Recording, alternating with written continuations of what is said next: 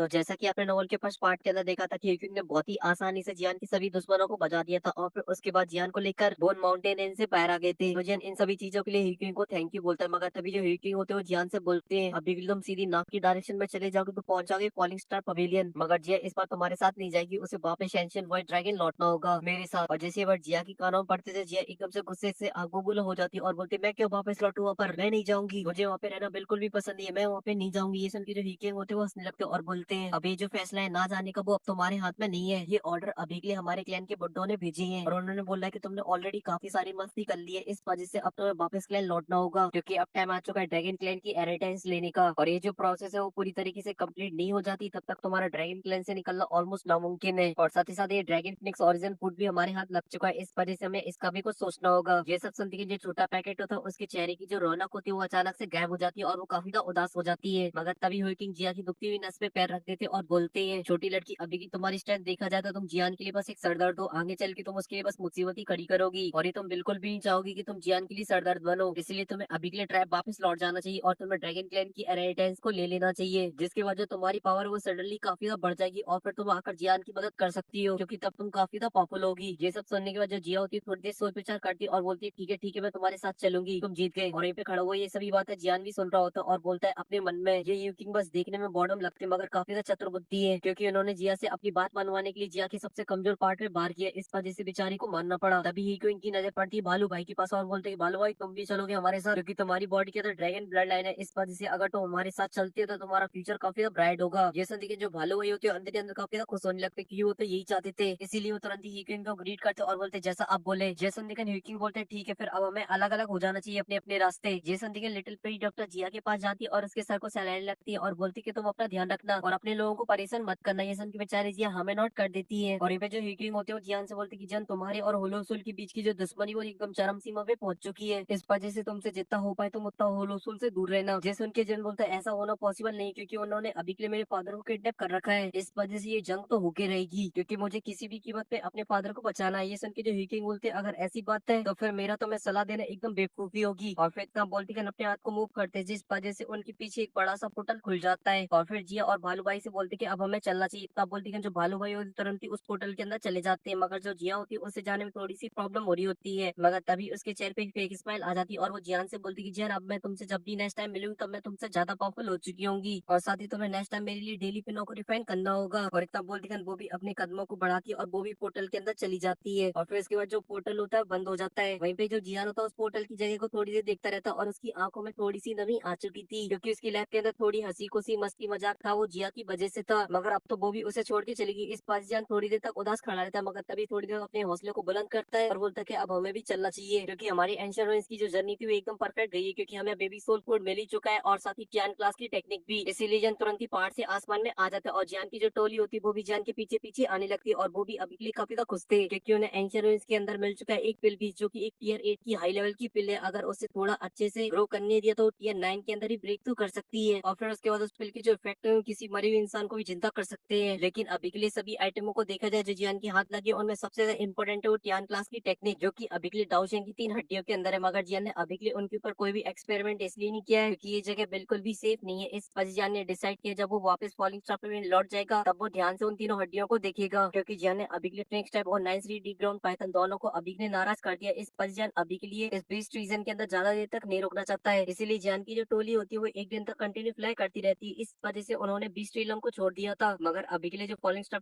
का सफर था वो थोड़ा सा लंबा था, इस वजह जियान कंटिन्यू सफर करता रहता है मगर हम लोग की स्पीड जियान से काफी तो फास्ट होती है, इस वजह से हम लोग पहुंच जाते सीधा फॉलिंग स्टार पवेलियन और सीन से पता है ग्रैंड हॉल का जहाँ पर हमें एक फिगर बैठा हुआ दिखाई देता है जिसकी बॉडी काफी ट्रांसपेरेंट लग रही होती है, मगर फिर भी उसकी बॉडी के अंदर से जो स्पिरिचुअल स्ट्रेंथ बाहर निकल रही थी वो काफी था खतरनाक थी और वो बंदा कोई और नहीं वो थे लेजेंडरी यानो और वहीं पे मास्टर के बगल में बैठे हुए थे ग्रीन ड्रेस पहन के फेंग जुनजे जो कि मास्टर यानो से बोलते कि मैंने तुम्हारे काफी सारे दोस्तों से जाके बात की मगर वो सभी अभी के लिए तुम्हारा साथ देने के लिए तैयार नहीं है, मगर उन्होंने बोला अगर तुम वापस अपनी पीक स्ट्रेंथ के अंदर पहुंच जाते हो तो फिर वो तुम्हारे साथ हाथ मिलाने के लिए तैयार है। ये सब सुनते ही मास्टर के चेहरे पे एक स्माइल आ जाती है और बोलते मुझे इस बात का पहले से आइडिया था, ये सभी की सभी लोग अभी के लिए होलोप्सोल से डरते मगर एक बार मैं अपनी करंट स्टेज पे पहुंच जाता हूँ तो फिर होलोप्सोल हमें बिल्कुल भी हल्के में लेने की कोशिश नहीं करेगा और तब ये लोग भी मेरे अंडर रहकर सेफ फील करेंगे। ये सब सुनने के बाद जो पेंगुइन जो होते हैं वो हमें नोट कर देते हैं और फिर मास्टर से बोलते हैं जियान को एंशिएंट रूइंस गए हुए काफी लंबा टाइम हो चुका है, क्या उसे अभी के लिए बेबी सोल फूड मिला होगा कि नहीं मिला होगा और साथ थी इस बार की इंश्योरेंस की खबर पूरे सेंट्रल पैन के अंदर फैल चुकी थी। इस वजह से काफी सारे पावर वॉरियर वहाँ पे गए थे। क्या जियान अपने मिशन के अंदर सक्सेसफुल हो पाएगा कि नहीं हो पाएगा, ये सब सुन लेकर मास्टर के चेहरे पे बड़ी सी स्माइल आ जाती है और बोलते कि तुम अभी के लिए इस बात की बिल्कुल भी चिंता मत करो, वो मेरा ठरकी चेला है, वो डेफिनेटली अपने मिशन में सक्सेसफुल होकर आएगा। और ये सभी बातें मास्टर ने बहुत ही ज्यादा कॉन्फिडेंस में बोली थी। इस वजह से जो फैंगजन जो थे उनको भी कॉन्फिडेंस आ जाता है। मगर तभी मास्टर को किसी का और सेंस होता है। तभी हमें देखने को मिलता है जो पॉलिस्टर पेन का गेट है वहाँ पर एक बहुत ही बड़ा पोर्टल अपेयर हो चुका और उसके अंदर से काफी सारे वॉरियर भी बाहर निकल रहे हैं और उन सभी को और फैंगजन जो कोई महसूस हो जाते हैं। इस वजह से उनके चेहरे पे एक बड़ी सी स्माइल आ जाती है और बोलते लो तुम्हारा चेला आ गया और साथ ही बधाई हो अपनी करंट स्टेज में आने के लिए। और इतना बोलते कर वो दोनों अपनी जगह से गायब हो जाते हैं और आ जाते हैं फॉरेन स्टाफ के बाहर। तभी कुछ ही देर बाद जो जियान होता वो भी अपनी पूरी टोली को लेकर उन लोगों के पास आ जाता और मास्टर से बोलता मास्टर आपके चेले ने आपकी उम्मीदों को बिल्कुल भी नहीं तोड़ा है। ये सुनते कर मास्टर ये वाला कुछ बोल पाते उससे पहले जो पेंगुइन जो थे वो एक्साइटेड हो जाते और बोलते वाह रे छोरे तूने तो मजा ही बांध दिया, वेरी गुड वेरी गुड। ये सुन के जो जियान होता वो हमें नोट कर देता। अभी जो मास्टर होते हैं वो जियान से बोलते कि जियान तुम ठीक तो हो ना। ये सुन के जो जियान होता वो हमें नोट कर देता और फिर मास्टर को सारी स्टोरी बताता जो की एंशियंट रूइंस के अंदर हुई थी। जिसे सुनते कर मास्टर यालो को काफी ज्यादा गुस्सा आता है वो लोग के ऊपर। मगर तभी जो जियान होता है वो अपनी स्पेस टंक से जेट बॉक्स को बाहर निकालता है और उसे मास्टर की तरफ आगे बढ़ा देता है। तो मास्टर भी अपना एक कदम आगे बढ़ाते हैं और उस बॉक्स को ले लेते हैं और अब उनकी जो हार्ट बीट होती है वो धीरे धीरे बढ़ने लगती है। तभी जो मास्टर होते हैं उस बॉक्स को ओपन कर देते हैं और उसके अंदर रखी हुई चीज को जब मास्टर देखते हैं तो उनकी आंखें चमक उठती है और बोलती है तो बेबी सोल फूड है, वो भी एकदम टॉप क्लास का, क्योंकि इसका जो ग्रेड है वो गोल्डन ग्रेड है जिसे सबसे हाई लेवल का माना जाता है। क्योंकि जो बेबी सोल फूड होते हैं वो दो तरीके के होते हैं, एक सिल्वर और एक गोल्डन। और जो सिल्वर ग्रेड का बेबी सोल फूड होता है उसके जो मेडिकल इफेक्ट वो थोड़े से कमजोर होते हैं, मगर वहीं पे जो गोल्डन होता है उसके जो मेडिकल इफेक्ट होते हैं वो एकदम टॉप नॉच होते हैं। वहीं पे सबसे उनके जो फेंगजन जो थे वो भी काफी ज्यादा खुश हो जाते हैं और बोलते हैं याओचन तुमने अभी के लिए अपनी जितनी भी सोल की को खोया वो तुम इसकी मदद से बहुत ही आसानी से पा सकते हो। जैसे उनके जो मास्टर थे वो भी हमें नोट कर देते। तभी जो जियान होता है वो मास्टर से बोलता है मास्टर अब आपको जल्दी से रिट्रीट के अंदर जाना चाहिए, उसके बाद ही आपकी जो सोल है वो एकदम परफेक्ट हो पाएगी और फिर उसके बाद ही मैं आपके लिए बॉडी को रिफाइन कर सकता हूँ। ये सब सुनते मास्टर के चेहरे पे एक बड़ी सी स्माइल आ जाती मगर तभी उनके दिमाग में कुछ आता है और वो जियान से बोलते जियान क्या तुम अभी के लिए अपने फादर को मिस कर रहे हो। ये सुनते जो जियान होता है एकदम से फ्रीज हो जाता है क्योंकि उसे अभी के लिए अपने फादर की काफी ज्यादा याद आती है क्योंकि उसकी नसों में अभी के लिए जो ब्लड लाइन दौड़ रही वो उसके फादर की देन है और साथ ही छोटे में दोस्त फैमिली रिलेटिव सभी ने उसे छोड़ दिया था तब वहाँ पे सिर्फ उसके फादर थे जो उसके साथ खड़े थे और साथ ही वही इकलौते थे जिन्होंने कभी भी जियान की पावर के ऊपर कभी भी डाउट नहीं किया। उन्हें ऐसा लगता था जो हिस्ट्री में अधूरी कहानी रह गई है उस कहानी को पूरा करेगा उनका लड़का। मगर अभी के लिए उसके फादर को गायब हुए मास्टर से भी ज्यादा लंबा टाइम बीत चुका है और तब से उनके बारे में ना कोई क्लू मिला है ना ही कोई खबर मिली है। मगर अभी के लिए जियान ने वो अचीवमेंट तो पाली जो कि उसके फादर देखना चाहते थे जियान को, क्योंकि आज के टाइम पे जो जियान है वो सेंट्रल पैन का एक जाना माना नाम है और साथ ही बात की जाए जिमा एम्पायर की वहाँ का तो वो सबसे पावरफुल पर्सन बन चुका है, उससे ऊपर वहाँ पे कोई भी नहीं है जो उसकी बराबरी कर पाए। मगर अभी के लिए सबसे बड़ी दुख की बात तो है कि जियान के फादर अभी के लिए जियान की इन ऊंचाइयों को देख ही नहीं पा रहे हैं और एपी जियान ये सभी बातें सोच ही रहा होता तभी एकदम फुल जोश में आ जाता और मास्टर से बोलता है चाहे मुझे दुनिया इधर की उधर क्यों ना करना पड़े मगर मैं अपने फादर को बचा के रहूंगा, क्योंकि मैंने अपने छोटे भाई और बड़े भाई से प्रॉमिस किया है मैं फादर को किसी भी कीमत पे रेस्क्यू करके रहूंगा और अगर मैं ऐसा करने में नाकाम हो जाऊँ तो फिर मैं अपने भाइयों को कैसे फेस करूंगा। और ये सभी बातें बोलते टाइम जियान के चेहरे से दर्द साफ साफ नजर आ रहा होता है और ये सब देख के मास्टर यालो को भी जियान के लिए काफी तो बुरा लगता है। मगर तभी वो जियान के पास आ जाते हैं और जियान की पीठ को थपथपाते हुए बोलते हैं मेरे चेले बिल्कुल भी चिंता मत कर, मैं तेरे साथ हमेशा खड़ा रहूंगा चाहे फिर मेरी जान क्यों न चली जाए मगर मैं तुम्हारा साथ नहीं छोड़ूंगा। और साथ ही तुम्हें अभी के लिए इतना ज्यादा उदास भी नहीं होना चाहिए क्योंकि अगर तुम्हारे फादर आज यहाँ पर होते और तुम्हारी इन तरक्कियों को देखते तो उनकी जो छाती होती गर्व से चौड़ी हो जाती। ये सब सुनने के बाद जियान को थोड़ा सा अच्छा लगा तभी वो मास्टर से बोलता है मास्टर क्या अभी के लिए आपको पता है मेरे फादर को वो लोग सुन ले अभी के लिए कहाँ पर रखा है। जेसन दिगन जो मास्टर होते तुरंत ही नामे नोट कर देते और बोलते ये बात से तो मैं भी काफी ज्यादा हैरान हूँ क्योंकि मैंने अभी के लिए जितना अनुमान लगाया उसके हिसाब से जो तुम्हारे फादर है वो अभी के लिए सेंटर प्लान के अंदर नहीं है। जेसन दिगन जो जियान होता है एकदम से भौचक्का सा रह जाता और बोलता क्या मेरे फादर कहाँ पर है फिर। जेसन के मास्टर ये वाला बताते कि मैं भी अभी के लिए इस बात से काफी ज्यादा हैरान हूँ कि तुम्हारे फादर की जो वैल्यू वो अभी के लिए इतनी ज्यादा है होलोप्सोल की नजरों में कि उन्होंने तुम्हारे फादर को अभी के लिए सेंट्रल प्लान के अंदर कैद करके नहीं रखा है। और ऐसा होने का जो मुझे मेन रीजन लगता है वो है 2C एम्परर जेट का पीस जो कि तुम्हारे फादर ने तुम्हें दिया था। और ये भी बात करें उनकी रहने की जगह की तो तुम्हें पता ही होगा जो ग्रुप क्लैन है वो गूर रिलम के अंदर रहता है। तो जो होलोप्सोल है वो भी बिल्कुल भी कमजोर नहीं है, उनका भी एक रेलम है जिसे सोल रेलम बोला जाता है। जेसन दिगन जियान के एकदम से फ्यूज उड़ जाते तभी जो मास्टर होते हैं वो जियान को बताते हैं अभी के लिए होलोप्सोल के सोल रेलम के बारे में बहुत ही कम लोगों को पता है। और यहीं पे उस रेलम की गेट की बात करें तो उसके बारे में तो मुझे भी नहीं पता है और मैं अभी के लिए 100% श्योर हूँ कि जो तुम्हारे फादर है वो अभी के लिए उसी रेलम के अंदर कैद है। जेसन दिगन जब जियान तो काफी गुस्से में आ जाता और इसकी स्पेस टैंक से एक जेट टोकन बाहर निकल आता है और वो जेट पीस कोई मामूली पीस नहीं होता, वो होता है 2C एम्परर का जेट पीस जिसके बारे में जियान को अभी के लिए कुछ भी नहीं पता है। बस एक बार जब जियान जीनन एकेडमी के अंदर मेगा वर्ल्ड के अंदर प्रैक्टिस कर रहा होता तब इसके अंदर थोड़ी सी हलचल हुई थी, उसके अलावा इसके अंदर कोई भी हलचल नहीं हुई है। मगर तभी जो मास्टर होते एकदम से सीरियस हो जाते हैं और बोलते कि जब मैं होलोप्सोल के बारे में जांच पड़ताल कर रहा था तब मुझे मुझे होलोप्सिल के बारे में एक और बात पता चली, ये तो सिर्फ एक बच्चा है, असली बाप तो कोई और है, और वो कौन है वो आप लोग को पता चलेगा नेक्स्ट एपिसोड के अंदर। फिलहाल के लिए इस वीडियो में सिर्फ इतना ही, क्योंकि जो बैटरी है वो पूरी तरीके से लो हो चुकी है मेरी।